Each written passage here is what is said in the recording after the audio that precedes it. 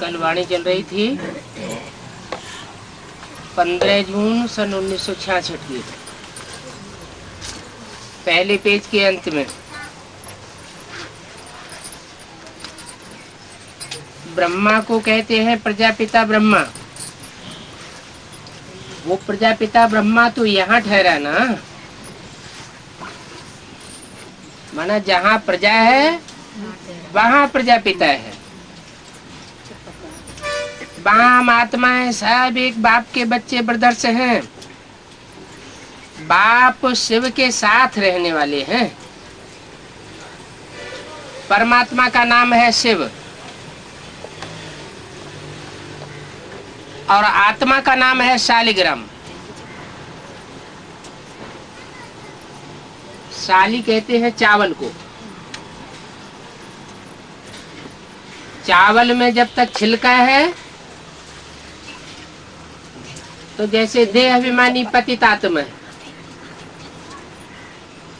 छिलका देह भान का उतर जाता है तो शुद्ध आत्मा चावल के स्वरूप माना शालिग्राम जैसी रह जाती है। बाप परमात्मा अलग है और आत्मा अलग है। आत्माओं में देह भान का छिलका चढ़ता है, परम पिता परमात्मा में देहभान के छिलके की बात नहीं, वो तो सदा शिव है। तो आत्माओं का भी रचयिता चाहिए ना। रचयिता किस हिसाब से कहा जाएगा? क्योंकि रचना और रचयिता का संबंध तो साकार में होना चाहिए। आत्मा तो है निराकार,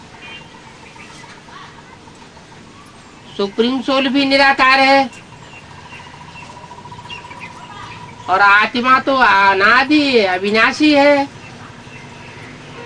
तो रचने का तो सवाल पैदा नहीं होता। लेकिन आत्मा अपने स्वरूप को भूल जाती है देहभान में आने के कारण। तो सुप्रीम सोल बाप इस सृष्टि पर आते हैं और आत्मा को अपना परिचय देते हैं कि तुम आत्मा अति सूक्ष्म ज्योति बिंदु हो।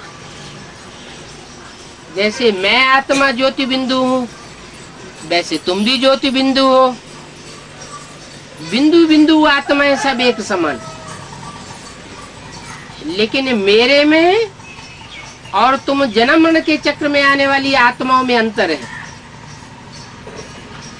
मैं जन्म मरण के चक्र में नहीं आता हूँ क्योंकि अभोक्ता हूँ और तुम आत्माएं भोगी हो।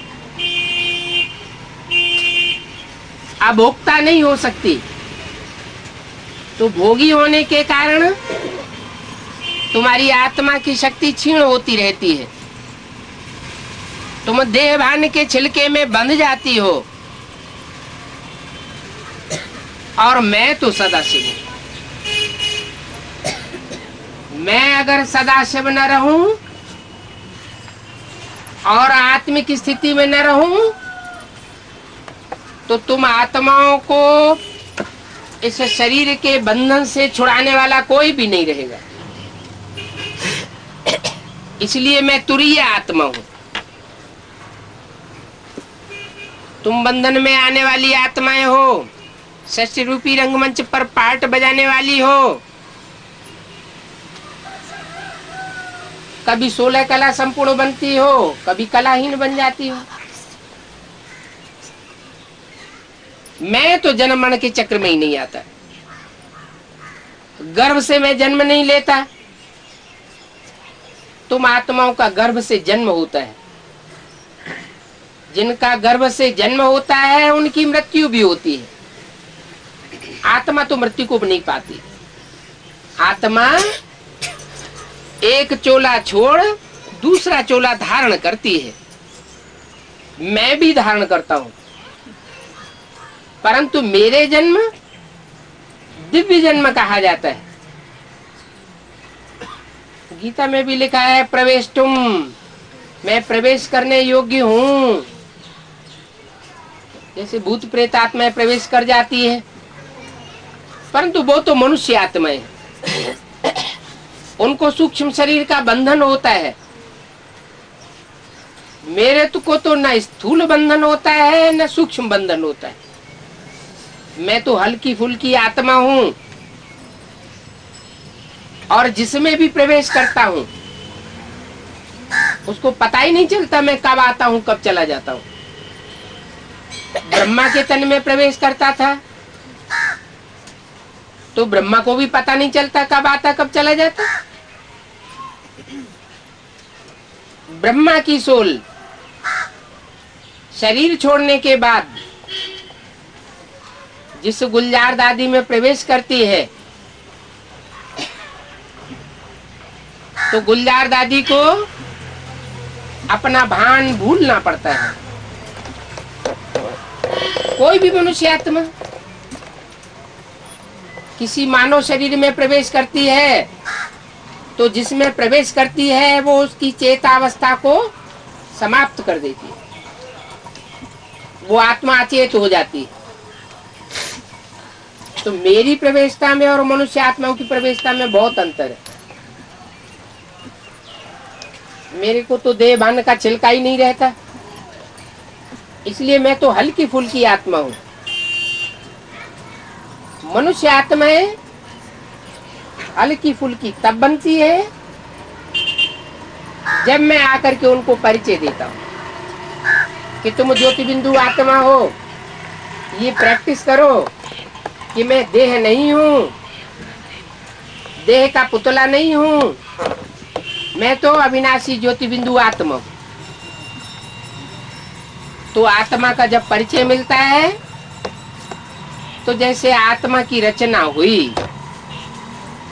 बाकी रचे जाने की बात नहीं है क्योंकि आत्मा तो अनादि अविनाशी है।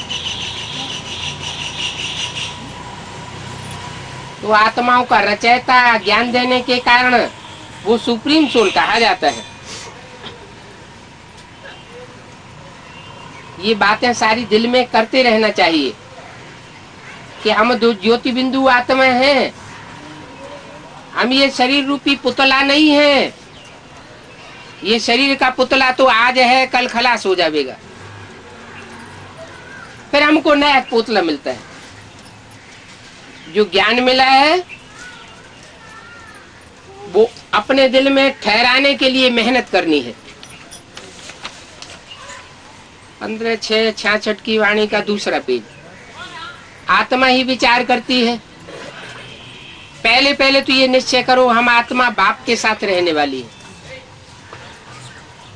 बाप परम धाम का वासी है तो हम आत्मा भी परम धाम की वासी है। सब धर्मों में उस परम धाम का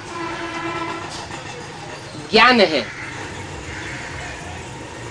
नाम अलग अलग दे दिया है। अंग्रेज लोग उसे कहते हैं सुप्रीम एबोर्ड, सोल बर्ड, और हिंदू लोग उसे कहते हैं ब्रह्मलोक, पारलोक। मुसलमान लोग कहते हैं खुदा अर्श में रहता है, फर्श में नहीं रहता, पहले कहते थे। अभी तो मुसलमानों में भी सर्वव्यापी का ज्ञान फैल गया है। जब तमो प्रधान हो गए हैं, कहीं खुदा नहीं मिला तो कहते हैं जर्रे जर्रे में भगवान है, जर्रे जर्रे में खुदा है। लेकिन ऐसे तो होता नहीं है। मैं तो ऊंचते ऊंच हूं, जरूर ऊंचते ऊंच में प्रवेश करूंगा। तो मैं आता हूं तो इस सृष्टि का जो हीरो पार्टधारी आत्मा है, उस हीरो पार्टधारी राम की आत्मा में प्रवेश करता हूं मुकर्रर रूप से। और भी बच्चों में प्रवेश करता हूं जिनकी यादगार है रुद्राक्ष की माला। रुद्राक्ष के जो मणके होते हैं उनमें मुख बने हुए होते हैं। ये याद है, यादगार है उनका मुख लेने की। कोई में 1 मुख है, कोई में 4 मुख है, कोई में 2 मुख है, किसी में 14 मुख। इसका मतलब है उन आत्माओं में उतनी आत्माओं ने प्रवेश किया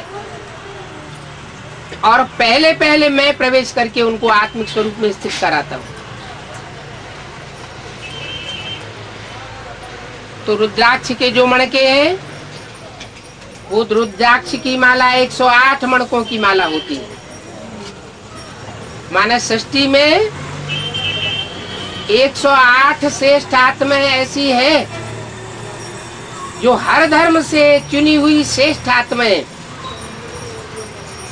परमात्मा बाप के गले का हार बनती है और उच्च पद पाती है।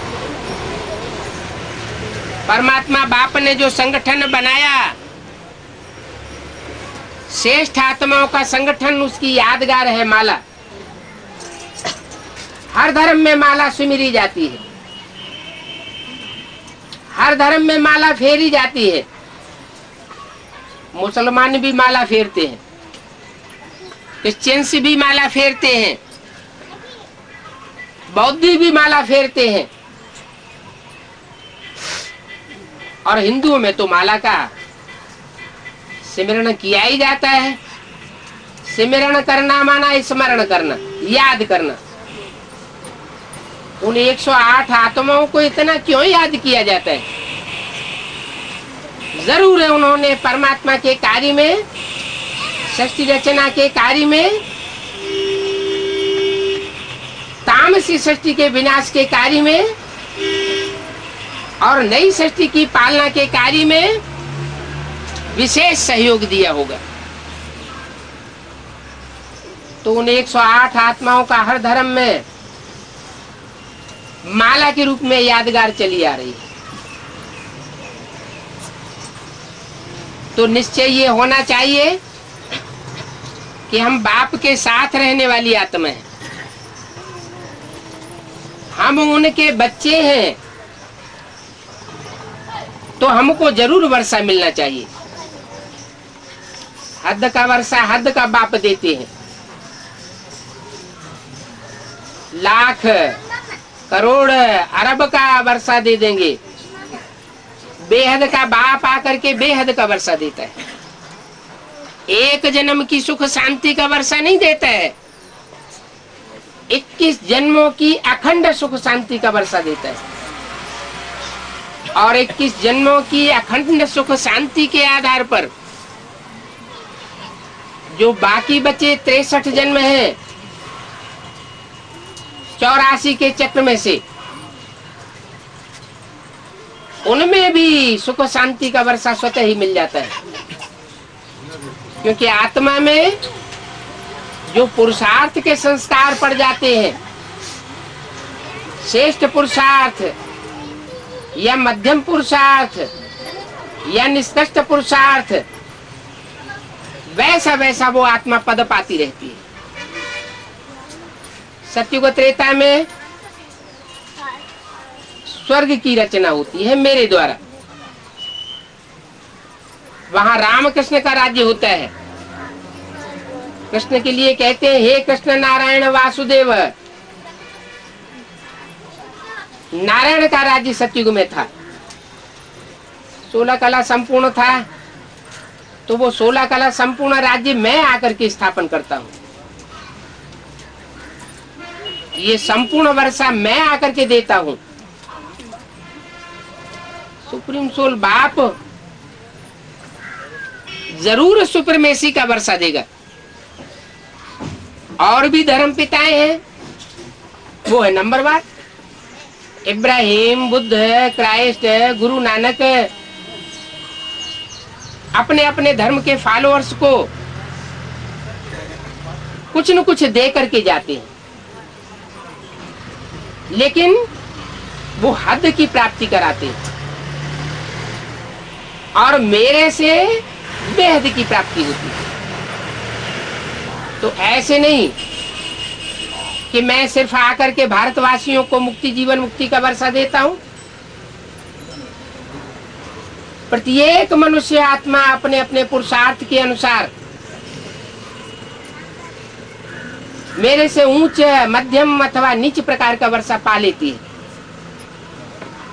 मैं खुली छूट देता हूं पूरा पुरुषार्थ करने के लिए। चाहे कोई काना हो, अंधा हो, लूला हो, लंगड़ा हो, गरीब हो, अमीर हो, किसी भी धर्म का हो, किसी भी जाति का हो, किसी भी देश का हो।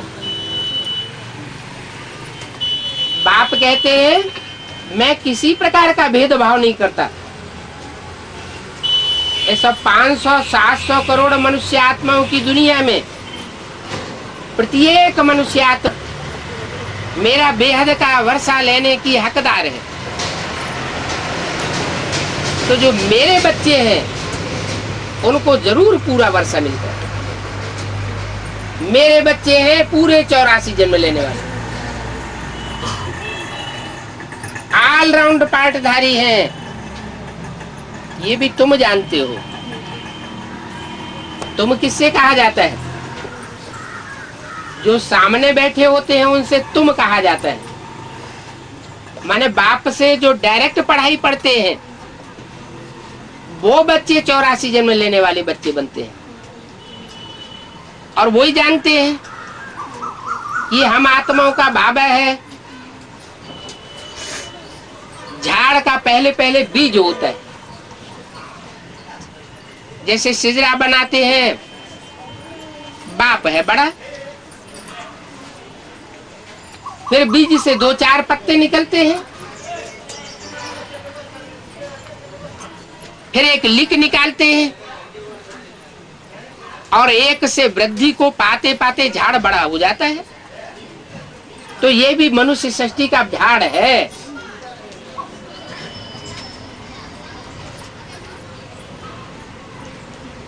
नक्शा होता है ना, फलाने से फलाना निकला, सिजरा कहते हैं। इन फलाने ने फलाने से जन्म लिया। तो तुम बच्चे जानते हो मूल वतन में सभी आत्माएं रहती है। इनका भी चित्र है। ऊंच ते ऊंच है बाप। ऊंच और नीच का सवाल कहां पैदा होता है?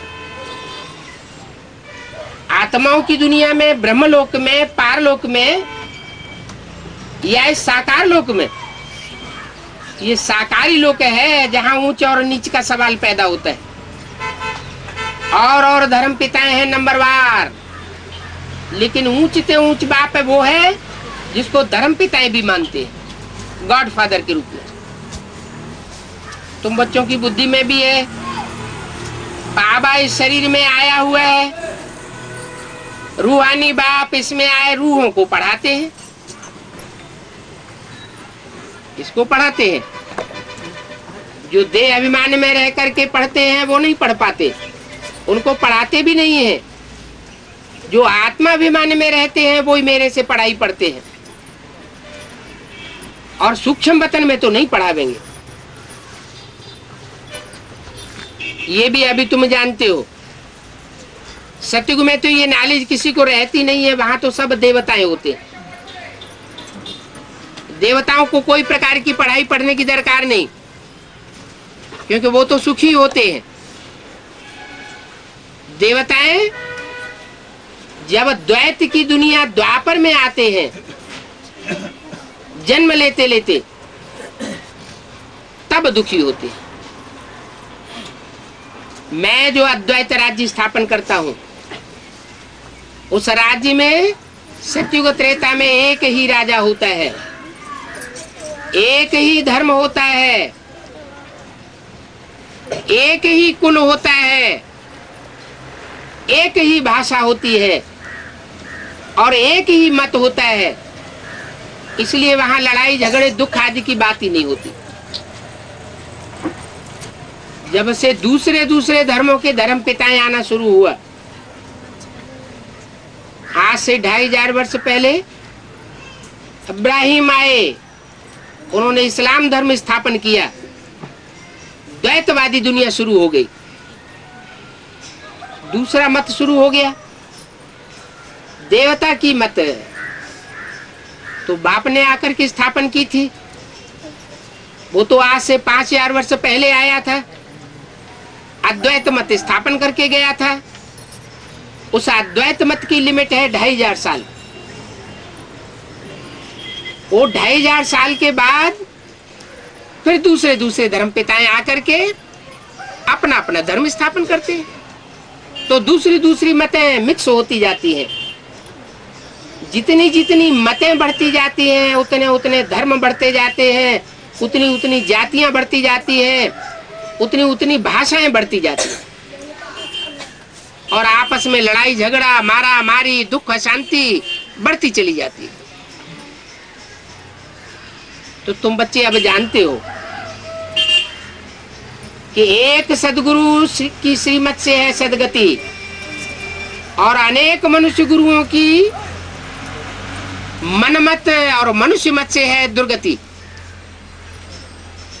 श्रीमत से सदगति और मनुष्य मत से दुर्गति।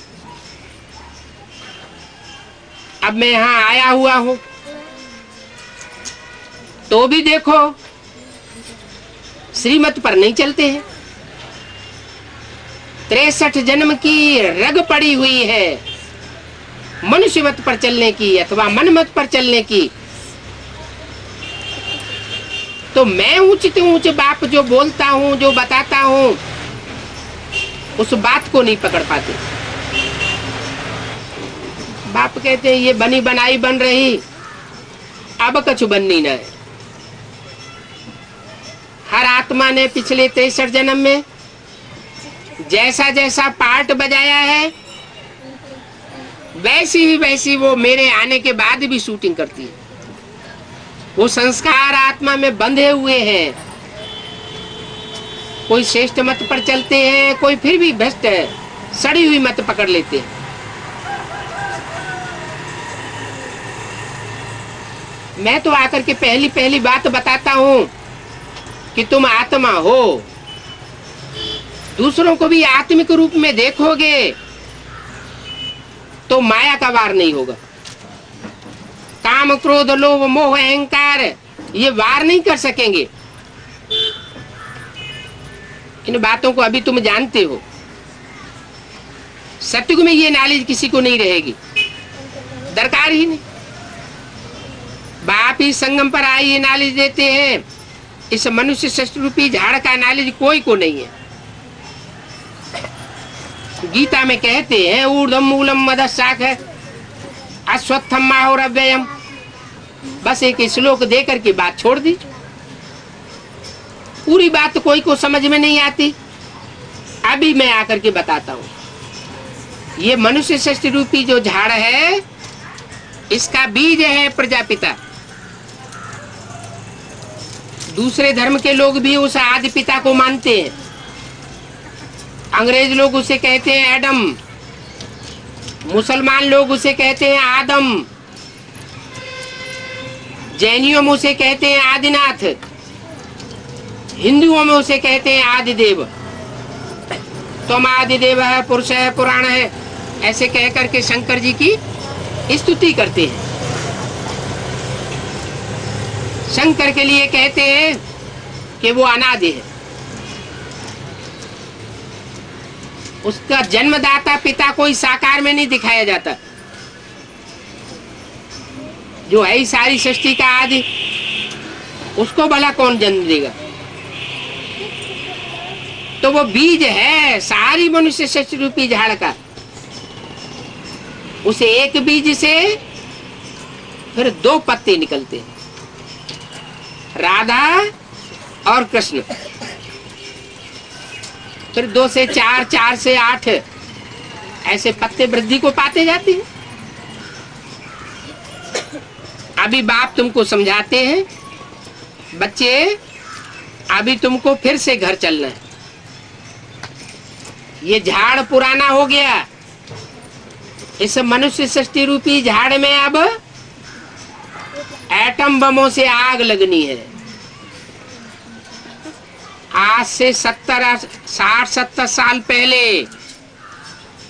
एटम बम का नाम निशान नहीं था, किसी के दिमाग में भी नहीं था कि ऐसी भी कोई महाविनाशकारी चीज तैयार हो सकती है जिससे सारी दुनिया भस्म हो जाए। क्यों नहीं था? क्योंकि आज से 70 साल पहले परमात्मा बाप भी इस सृष्टि पर नहीं आया था। सुप्रीम सोल बाप जब इस सृष्टि पर आते हैं, नई दुनिया की स्थापना करने के लिए आते हैं, नई दुनिया का नया संगठन बनाने के लिए आते हैं, तो पुरानी दुनिया के विनाश की सामग्री भी तैयार होना शुरू होती है। एक तरफ स्थापना होती है गुप्त, पंडा बाप के बच्चे पंडे पांडव वो अपना गुप्तवास गुप्त रूप में करते हुए नई दुनिया की स्थापना के कार्य में लगे रहते हैं। शास्त्रों में ये बात आई है कि पांडवों ने वर्षों गुप्तवास किया और उसमें भी लंबे समय तक गुप्तवास काम्पिल्य नगर में किया। वो कम्पिल नगरी आज भी मौजूद है और वो कार्य कहते हैं राजा द्रुपद के राज्य में हुआ था।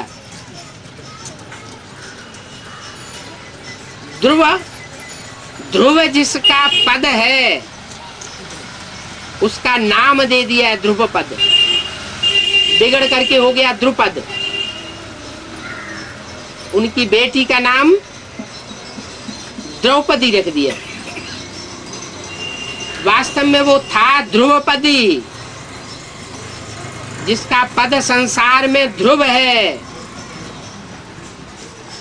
चाहे कितने भी माया के तूफान आवे, लेकिन उसका पद मिट नहीं सकता। इतनी पावर भरी हुई है उसे जीवन रूपी नैया में। कहते हैं उस द्रौपदी का जन्म काम्पिल्य नगर में यज्ञ कुंड से हुआ था।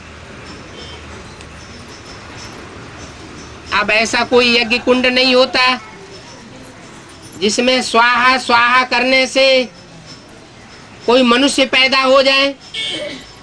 ये तो यज्ञ कुंड है ज्ञान का। ज्ञान यज्ञ कुंड में से वो द्रौपदी प्रत्यक्ष होती है, मन प्रत्यक्षता रूपी जन्म लेती है।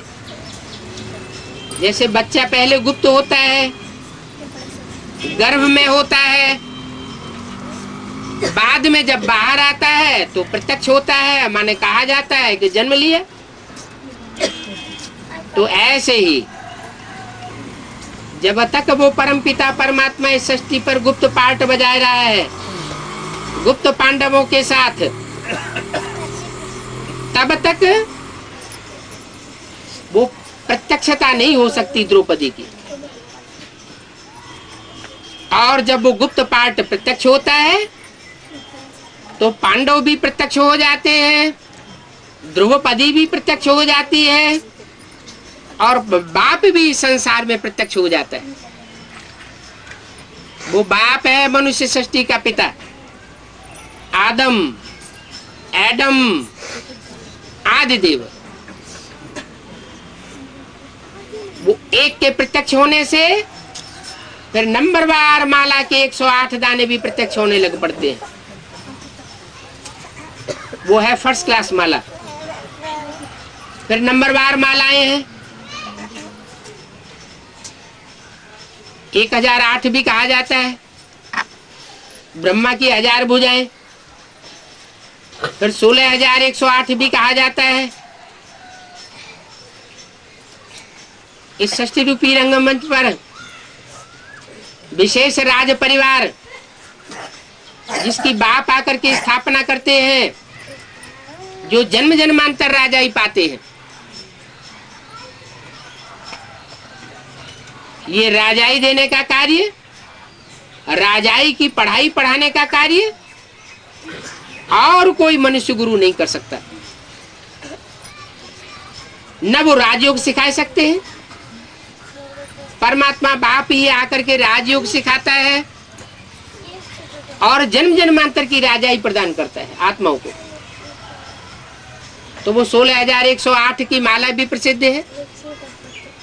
जो प्राचीन प्राचीन मंदिर हैं उसमें बड़ी गरारी के ऊपर वो 16,108 की माला रखी रहती है। 4-4, 8-8, 10-10 मनुष्य मिलकर के उसको खींचते हैं। उस खींचने का मतलब हुआ कि 108 की माला तो एक एक को एक एक बैठ करके समझाता है और एक एक की बुद्धि को परमात्मा की तरफ आकर्षित करता है। माना व्यक्तिगत ज्ञान देने से व्यक्तिगत जो पावर मिलती है परमात्मा से, उससे 108 की माला तैयार होती है। और जो 16,108 की माला है वो उन आत्माओं की माला है जो हर धर्म से खींची हुई श्रेष्ठ आत्मा है और उनको संगठित रूप में खींचना पड़ता है।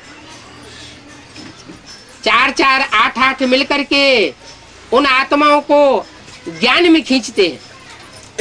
अब ये कार्य चल रहा है, मालाएं तैयार हो रही हैं। बड़ी सी बड़ी माला है 9 लाख की, 9,16,108 नई सृष्टि की आबादी होगी। आज की दुनिया की पॉपुलेशन है 500-700 करोड़। ये 500-700 करोड़ सब खलास हो जाने वाले हैं। एटॉमिक बमों का विस्फोट होगा और पृथ्वी का बैलेंस बिगड़ जाएगा। भूकंप आएंगे और उन भूकंपों में ये बड़ी बड़ी महलमानियां अटारियां जो आज माया का पंप एंड शो पिछले 100 वर्ष के अंदर देखने में आ रहा है, वो सब खलास हो जाना है। सृष्टि की आबादी 9 लाख रहेगी। 500-700 करोड़ में से 1 करोड़ भी नहीं रहेगी। 1 करोड़ का भी 10वां हिस्सा 9 लाख जाकर के आबादी रहेगी। और इतने जो धर्मखंड इस सृष्टि पर फैले हुए हैं, इब्राहिम का स्थापन किया हुआ इस्लाम धर्मखंड, अरब देश, अफ्रीका, ये भी समुद्र के गर्त में समाये जाएंगे। क्राइस्ट के आने के बाद समुद्र के गर्त से बाहर आने वाला क्रिश्चियन धर्मखंड, यूरोपीय देश, अमेरिका, वो भी समुद्र के गर्त में समाये हुए थे। जब ये धर्म आए, इनकी जनसंख्या बढ़ी, तो ये धर्मखंड भी समुद्र से ऊपर आ गए। महात्मा बुद्ध के द्वारा फैला हुआ बौद्धी धर्मखंड, चीन, जापान वगैरह, इंडोनेशिया, मलाया वगैरह, ये पूर्वी देश जो पृथ्वी के नक्शे पर पूरब में दिखाए जाते हैं, ये आज से 250-2000 साल पहले पृथ्वी के नक्शे पर नहीं थे। जब बौद्धी धर्मखंड स्थापन होता है तो बौद्धी धर्मखंड भी समुद्र के गर्त से बाहर आ जाते हैं और जनसंख्या उनकी वहां फैलने फूलने लगती है। अब इन सब धर्मखंडों का खलासा होना है, सब धर्मों का विनाश होना है, एक सद्धर्म रह जाएगा। जिस सद्धर्म की स्थापना एक सदगुरु निराकार के द्वारा होती है, वो सदगुरु है सारी सृष्टि की सदगति करने वाला। गति और सदगति। 500-700 मनुष्य आत्माओं, 500-700 करोड़ जो भी मनुष्य आत्माएं हैं, उन सब की गति होगी, माने उनको मुक्ति मिलेगी दुख दर्दों की दुनिया से। उनको सतयुग त्रेता में जाकर के सतयुग का जो 16 कला संपूर्ण सुख है वो प्राप्त नहीं होगा। वो सिर्फ 5-10 करोड़ ऐसी मनुष्य आत्माएं हैं जो सतयुग में त्रेता में जाकर के सुख भोगने की अधिकार नहीं बनती। वो ही आत्माएं जब दूसरे धर्मखंड के धर्म पिताएं आते हैं तो उन्होंने धर्मों में कन्वर्ट होने लग पड़ती है। सब कन्वर्ट नहीं होते। जैसे झाड़ का तना होता है, नीचे से ऊपर तक एक ही तना जाता है, तो उस तने में जो रहने वाली आत्माएं हैं वो कन्वर्ट नहीं होती। कुछ डालियां इधर निकलती हैं, कुछ डालियां दक्षिण साइड में निकलती है, माना दाईं ओर और बाईं ओर। तो जो वाम मार्गी धर्म है वो विदेशी धर्म है। इस्लाम धर्म, क्रिश्चियन धर्म, मुस्लिम धर्म, ये वाम मार्ग का पोषण करने वाले धर्म है, व्यभिचार को फैलाने वाले धर्म है। इन धर्मों में अब व्यभिचार को मान्यता नहीं है। भारत में देवी देवताओं का सनातन धर्म जो था वो अव्यभिचारी धर्म था। राधा और कृष्ण का अविनाशी प्यार था। लक्ष्मी नारायण का कोई भी मंदिरों में चित्र तो होता है, मूर्तियां होती हैं, लेकिन शास्त्रों में कहीं भी उनकी ग्लानि नहीं है। ऐसा निर्दोष धर्म की स्थापना परमात्मा बाप आकर के करते, और धर्मों में सब में दोष समाये हुए। व्यभिचार का दोष तो हर धर्म में फैल गया।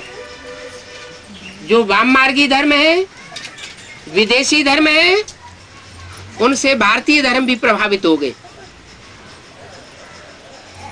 भारतीय धर्मों में से बौद्ध धर्म, संन्यास धर्म, सिख धर्म,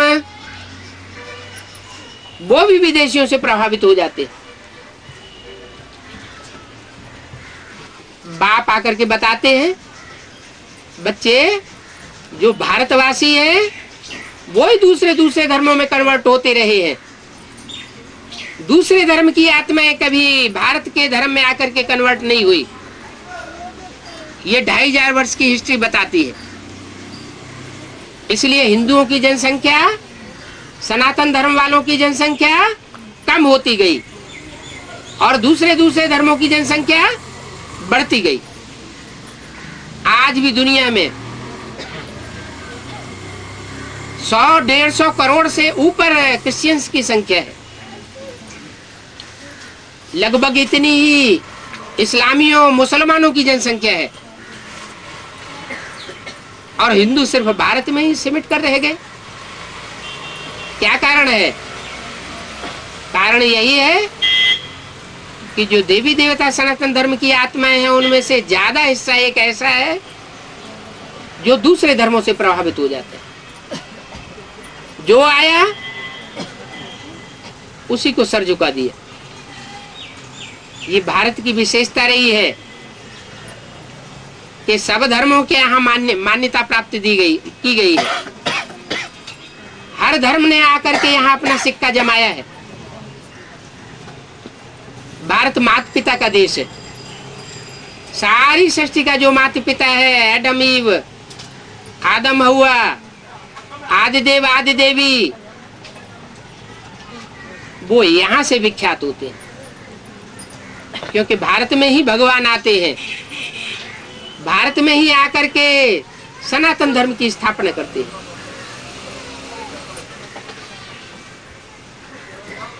तो ये अभी तुम जानते हो, सतयुग में ये नॉलेज किसी को नहीं रहेगी। देखो सतयुग की आयु कितनी लंबी लिख दी है।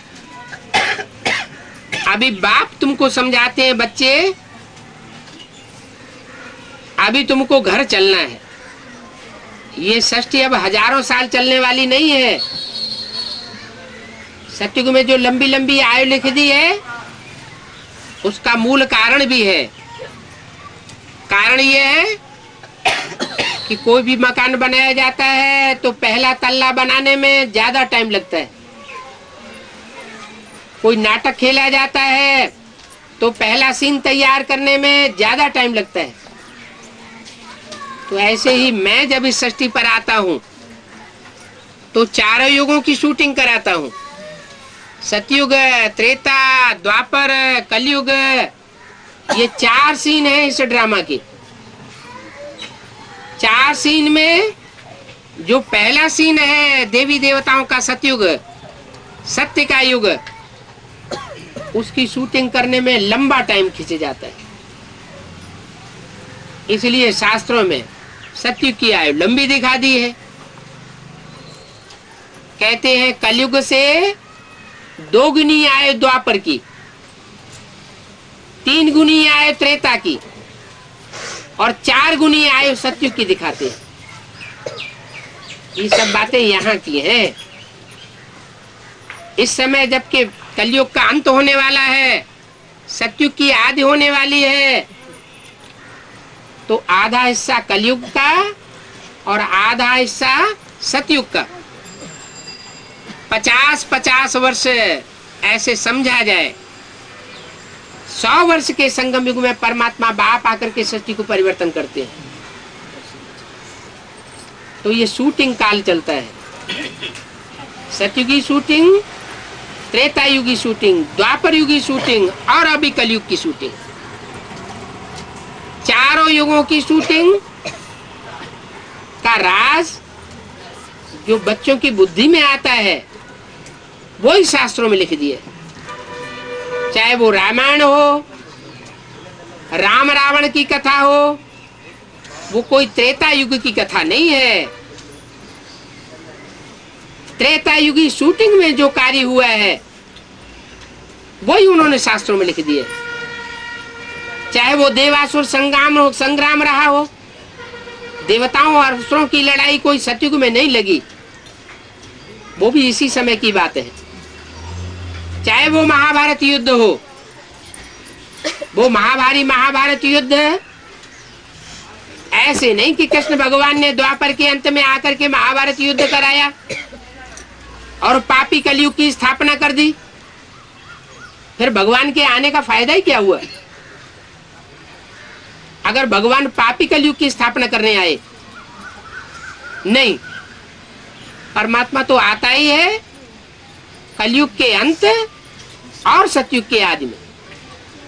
जब नई सृष्टि की स्थापना करनी होती है, पुरानी दुनिया का विनाश करना होता है, जैसे कि गीता में लिखा है, धर्म संस्थापनार्थाय विनाशाय च दुष्कृतम। धर्म की स्थापना करने के लिए आता हूं, सद्धर्म की स्थापना करता हूं, और जो दुष्ट धर्म है, देह अभिमान को फैलाने वाले धर्म है, विविचार को फैलाने वाले धर्म है, उनका नाश कर देता। तो बाप आए हुए हैं, वो अभी कर्म अकर्म विकर्म की गति समझाए रहे। कैसा कर्म करने से तुम जन्म जन्मांतर सुखी रहेंगे और कैसा कर्म करने से तुम जन्म जन्मांतर दुखी हो जाते हो, वो राज आकर के बाप अभी समझाए रहे। मुख्य बात है आत्मा आत्मा भाई भाई की। वो तब होगा जब अपने को देह समझना बंद करेंगे, दैहिक रूप में देखना बंद करें और दूसरी आत्माओं को भी दैहिक रूप में देखना बंद करें। ये स्त्री है, ये पुरुष है, ये मामा है, ये चाचा है, ये काका है, ये ताऊ है, ये देह और देह के संबंध खलास करके जाता हूं। जो नई दुनिया स्थापन होती है वहां इतने ढेर के ढेर संबंध नहीं होते, इसलिए मनुष्य आत्मा देह भान में नहीं आती। वहां सिर्फ दो ही संबंध होते हैं, माँ बाप और बच्चे। इसलिए देवान में आने की बात ही नहीं रहती। अभी भी बाप आकर के ये फाउंडेशन डाल रहे हैं, बच्चे तुम सब आत्माएं आपस में भाई भाई हो। भाई बहन भी नहीं समझो, भाई बहन भी समझेंगे तो स्त्री पुरुष का भान आता है। आत्मा आत्मा भाई भाई। जब तुम्हारी ऐसी स्टेज बन जाएगी तब तुम मनुष्य से देवता बनेंगे। जो देवता धर्म में स्थापन करता हूं, उन देवताओं की भक्ति मार्ग में द्वापर से पूजा होती है। वो देवताएं कोई और नहीं है। जो मंदिरों में मूर्तियां दिखाई गई हैं, वो 33 करोड़ देवताएं तुम बच्चे ही बनते हो। लेकिन देवता बनेंगे बाद में। पहले बाप के घर के बच्चे बनना है। बाप के घर के बच्चे बनना माना आत्मा आत्मा भाई भाई। तो तुम सब ब्रदर्स हो। ब्रदर और सिस्टर तब कहा जाता है जब ये शरीर धारण किया जाता है। कोई स्त्री चोला धारण करती है आत्मा, कोई पुरुष चोला धारण करती है आत्मा, तो ब्रदर्स और सिस्टर्स कहा जाता है। प्रजापिता ब्रह्मा के बच्चे हैं तो ब्रदर्स और सिस्टर्स हैं, और परमपिता परमात्मा शिव के बच्चे हैं तो आत्मा आत्मा भाई भाई। अब ये देह भान छोड़ देना है। हम सब भाई भाई हैं। जरूर भाई भाई का बाप भी होगा।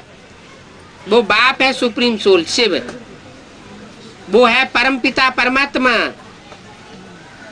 सभी आत्माएं शरीर में रहते उसको याद करती है।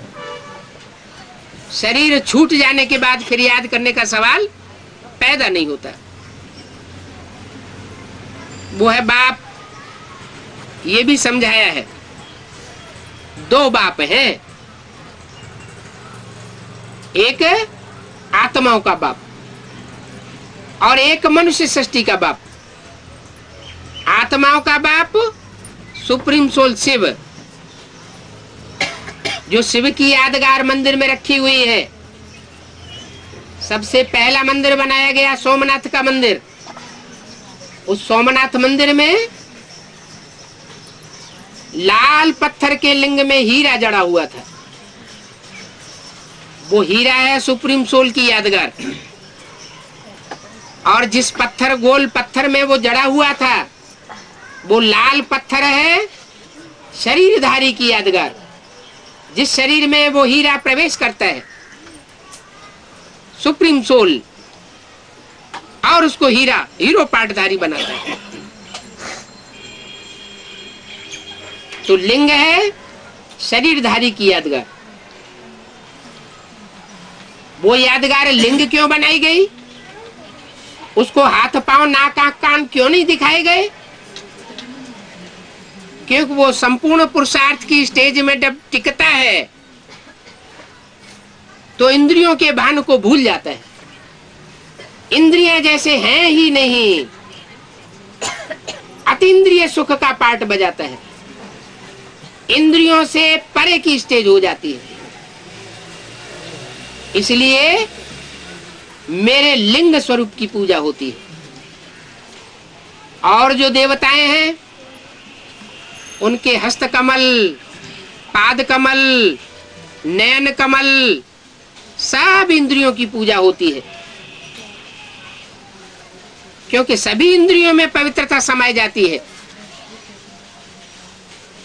लेकिन मेरे स्वरूप की जो पूजा होती है वो लिंग रूप की पूजा है। और ये लिंग रूप की पूजा दक्षिण भारत में विशेष फली फूली है। तो दक्षिण भारत के लोग जरूर इस बात को ज्यादा जल्दी पहचान जाते हैं कि शिव क्या है, कैसे सृष्टि पर आता है, कैसे पार्ट बजाता है, कैसे पतितों को पावन बनाता है। उत्तर भारत के लोग आज भी अनभिज्ञ हैं। बेचारे नहीं जान पा रहे हैं। भले परमात्मा बाप की जन्मभूमि उत्तर भारत में मनाई जाती है, लेकिन उत्तर भारत के लोग अभी भी अनभिज्ञ हैं, अंधेरे में हैं। और दक्षिण भारत के लोग जो कि भाषा भी नहीं जानते,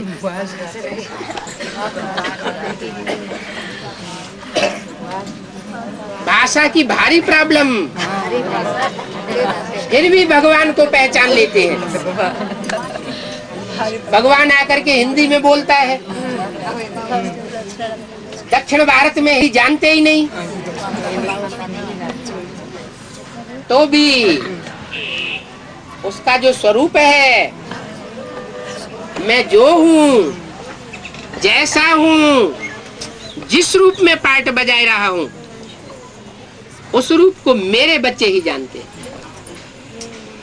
तो बोला दो बाप हैं, एक बिंदु बिंदु आत्माओं का बाप और दूसरा है मनुष्यों का बाप, मनुष्य सृष्टि का बाप। मनुष्य सृष्टि के बाप को सब धर्म की आत्माएं मानती है। तो एक है साकार और एक है निराकार। वेदों में भी वो ऋचाएं आई हैं। ऋग्वेद में ये आया है, द्वा सुपर्णा सुयजा सखाया समानम वृक्षम अविशस्व जाते। ये शरीर रूप, ये षष्टि रूपी वृक्ष है। इस षष्टि रूपी वृक्ष पर दो पक्षी विराजमान है, एक साकार है और एक निराकार है, एक भोगी है और एक अभोक्ता है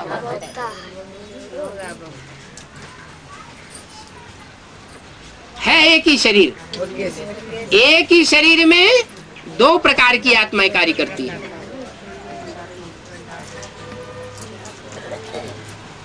तो सभी आत्मा रूपी बच्चे अपने शरीर में रहते हुए उस अभोक्ता बाप को याद करती है। वो है बाप। ये भी समझाया है कि एक को याद नहीं करते हैं, साकार और निराकार दोनों के मेल को याद करते हैं।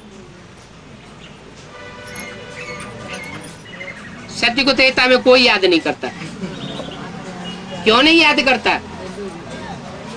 क्योंकि बाप का वर्षा सुख मिल जाता है। दुख में सुमिरन सब करे, सुख में करे न कोई। सुख की सृष्टि में कोई परमात्मा बाप को याद नहीं करता। जब द्वैतवादी धर्म आते हैं तब दुख की शुरुआत होती है, और जब जास्ती दुख बढ़ता है तो भक्ति बहुत बढ़ जाती है। जो दुखी बच्चे हैं वो बहुत याद करने लग पड़ते हैं। ये पतित दुनिया में सब पतित है, एक भी पावन देवता नहीं है, एक भी मनुष्य आत्मा ऐसी नहीं है जो ये कहे कि मैं किसी को दुख नहीं देता। तन से, मन से, धन से, समय, संपर्क और संबंधियों से कुछ न कुछ दूसरों को दुख जरूर देते हैं। तो आज के मनुष्य जो सत्युग त्रेता में देवता थे, वो देवता से बदल करके मनुष्य बने और मनुष्य से बिगड़ करके अब राक्षस बन चुके हैं। दैत्यों का काम होता है दुख देना, और जो भगवान आकर के देवता बना के जाता है, उन देवताओं का काम होता है दूसरों को सुख देना। देवताएं सुख ही सुख देते हैं और दैत्य दुख ही दुख देते हैं। आज दैत्यों की दुनिया है। इन असुरों को बदल करके देवता बनाना, ये एक ही सुप्रीम सोल बाप का काम है। अभी सारी दुनिया रावण की जेल में। ऐसे नहीं कि लंका में रावण था, नहीं, सारी दुनिया वेट है।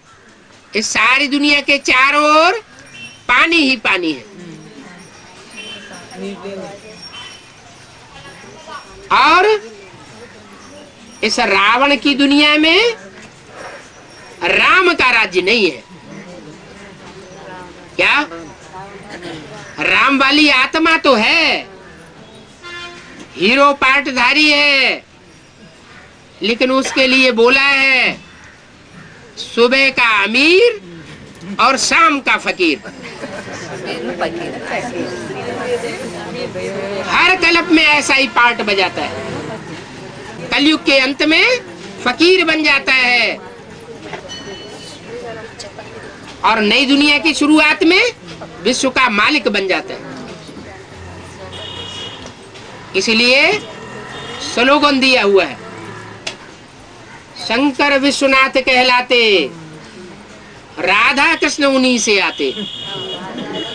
क्या सारे विश्व का नाथ कौन बनता है? हिटलर नहीं बनता, नेपोलियन नहीं बनता, मुसोलिनी नहीं बनता। हिस्ट्री में इनकी बातें आई हैं कि ऐसे ऐसे महत्वाकांक्षी दूसरे धर्मों में हुए हैं जिन्होंने इच्छा की कि हम सारी दुनिया पर विश्व में राज्य करेंगे, लेकिन वो सारी दुनिया में विश्व पर राज्य नहीं कर सके, बीच में ही मर मिल्लाए के चले गए। ये तो एक सुप्रीम सोल बाप ही है जो आकर के ऐसी पढ़ाई पढ़ा रहा है, ऐसा राजयोग सिखा रहा है, जिस राजयोग को सीख करके सारी सृष्टि पर राजाई प्राप्त कराने का पुरुषार्थ कराया जा रहा है। अब जो जैसा पुरुषार्थ करे वैसा जन्म जन्मांतर का राजा बने। कोई ऐसे भी होंगे जो सम्राट बनेंगे, कोई ऐसे भी होंगे जो जन्म जन्मांतर राजाएं बनेंगे, छोटे बड़े राजाएं बनेंगे। कोई ऐसे होंगे जो राजकुल में जन्म तो लेंगे लेकिन राजा नहीं बनेंगे, राजकुमार राजकुमारी बनकर के रह जाएंगे। तो ये प्राप्ति परमात्मा बाप आकर के कराए रहे। ओम शांति।